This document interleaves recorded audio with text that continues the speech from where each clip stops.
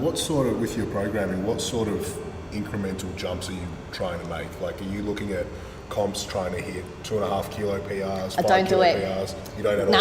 Okay. Sorry, that's one thing I don't do. The only time I ever do that, so you're asking about Dakoda's programming going between Pro Raw. Both of you. So if you're obviously you're going comp to comp trying to PR. Yep. So how do you program? So I don't ever pre-pick my jumps before I start a program. Right. I never know what I'm going to hit at the end of the program until I get towards the end of the program. Okay. The only time I do it is like what I was going to say is when Dakoda was going into states.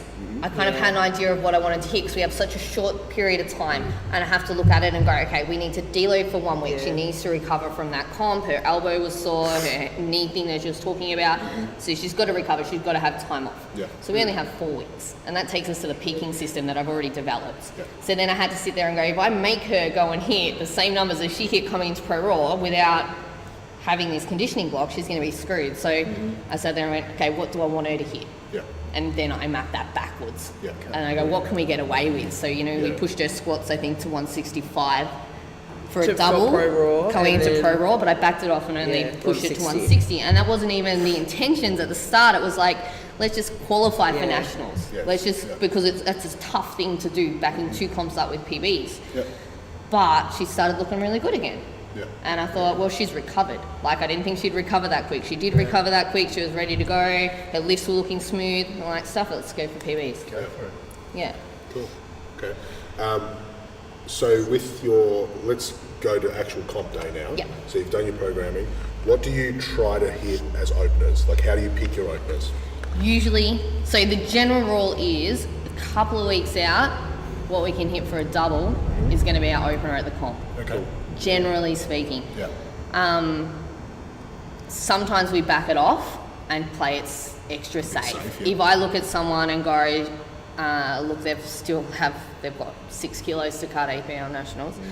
I'll look at their doubles because I'm like, well, they hit those doubles at like 80 odd kilos. Can they hit that nicely at 75? Yes, they can. Yeah, they can. And plus some. But yeah, so we never really hit our seconds in training. Right. I know a lot of people do that. They hit their seconds in training. We don't. So our seconds are usually PBs. Yeah, cool. So in your programming, you never work to singles. You only ever go as high as doubles. Yeah, unless of course an injury's happened, in which case, like I said with Dakoda, we worked her to singles, not to doubles. But they're not max effort singles. Yes. Okay. Yeah.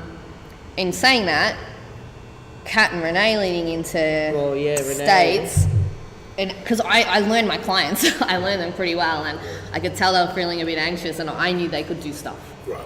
But I didn't feel like they knew they could. So I worked them up to their seconds. Yeah. And I said, stuff it, let's just do it today. Yeah. And they're like, I've never done this. But they did it, and they hit them, and they were easy lifts, and I said, all right, you know you can do them now. We've still got, And now you've got the confidence. 10 days, let's just recover. Let's have fun. Cool. So